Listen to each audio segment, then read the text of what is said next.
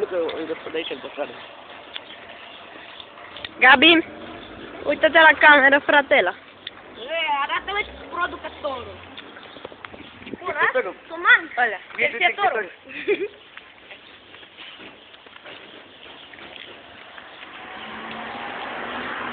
Maestru Gabi!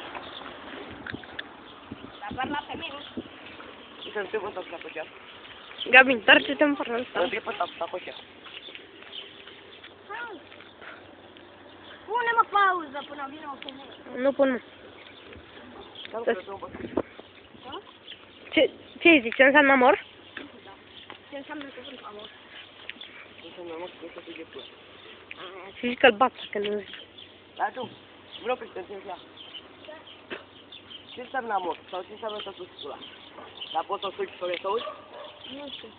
Te văd că o suci, dar nu auzi. Am două persoane. Uite-o pe baba aia. N-ai tu pe să-i zici ce ai zis rolul ăla. Băi, de mult. Ăla-i moș, mă. Nu, pe baba aia, de fapt. Cum poți de mașină? Poate să dă jos de la tine, din tine. Ce înseamnă amor? E, pula. Dar uita la mine, mă. Femeia uite că strânge cu amor. Ce? Uite atunci. Uite atunci. Mă să-mi bat. Nu mă întrebă. De ce? Ce? Uite de burii pe aia, Zilul ăsta. Zilul asta.